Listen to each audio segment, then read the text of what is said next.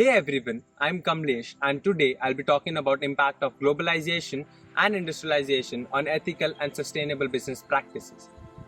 This video is divided into 4 parts. In the first part, I'll be given the significance of the topic. Second part, I'll give the impact of industrialization on climate change. Third part, I'll be comparing the ethical and sustainable practices and policies followed by USA and Japan. Lastly, I'll be concluding this video by giving my own recommendations. The world is increasingly getting interconnected. Economies are becoming more intertwined as products and services are traded across continents.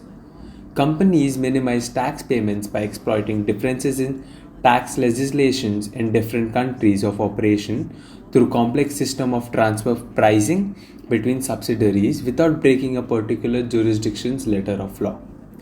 This signifies that business ethics starts where the law ends. Globalized economic activities are not in control of national territorial governments. This increases the demand for business ethics. Businesses look for better employees worldwide. Supply chains cover multiple continents, and global brands are available in the remotest place. Businesses have also experienced a downside while enjoying the fruits of globalization. In the context of business ethics, corporations are accused of destroying the environment, exploiting workers in developing countries, engaging in a race to bottom with developing nations, and lastly, by abusing their economic power.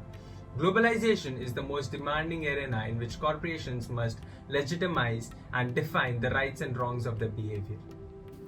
The second industrial revolution led to an invention of electricity, advancement in transportation, development of steel, expansion of railroads, larger factories, which also led to poor working conditions, discovery of oil, business norms, and lastly, labor unions. In the midst of agricultural revolution came in the first industrial revolution, which started from 1760 to 1850.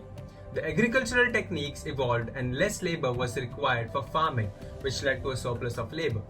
The rising population needed to be catered with more food. Britain had large coal depositories. Coal produced 3 times more energy than wood. This increased production to a great extent. New inventions were made, which were steam engine, better transportation, factory systems, paper machines, and much more. Climate change led to melting of ice caps, which led to increase in sea levels.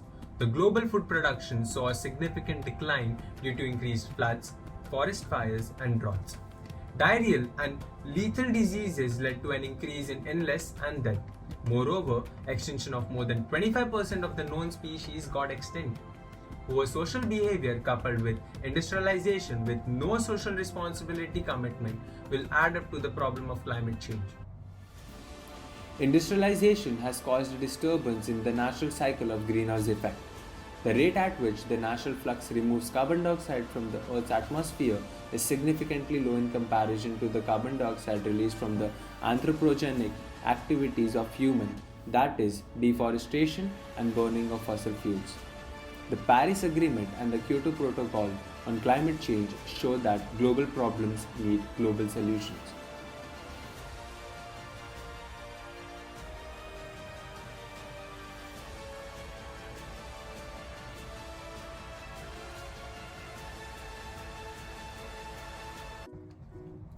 Businesses have become less fixed territorially. Corporations see an increased engagement in overseas markets, which are diverse and have contradictory ethical demands.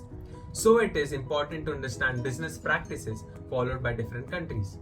In Japan, business ethics is related to social and religious dimensions. The fundamental ethical values which they follow is treating people with humanity and develop long-term connections. Cultures of Japan and United States share little in common. American businesses give priority to liberty over loyalty, whereas businesses in Japan prioritize being loyal to the network and the businesses.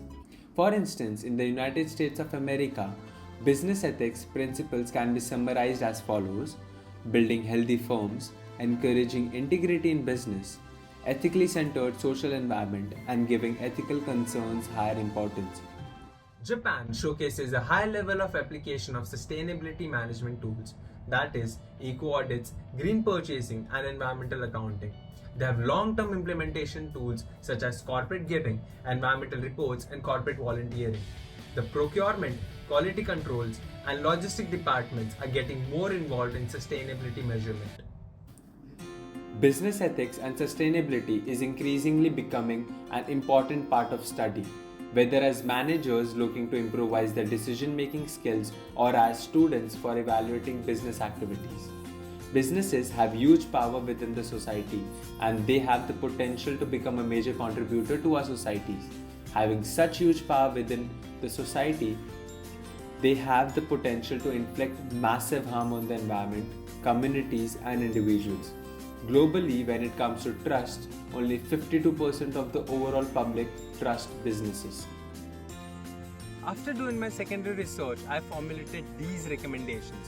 First, using the 5 R's, which is reuse, reduce, recycle, rethink, and redesign. Second, some MNCs make more money than the national governments of some countries itself. This money can be invested strategically in social, economical, and environmental development. Third, some cultures practice sustainability through spirituality. For instance, the Bishnoi community in Rajasthan. Their techniques and practices can be learned so that the world can become a better place. Fourth, all the businesses should practice ethics and sustainability so that the trust of the general public can be built, and this will help the businesses in the long run.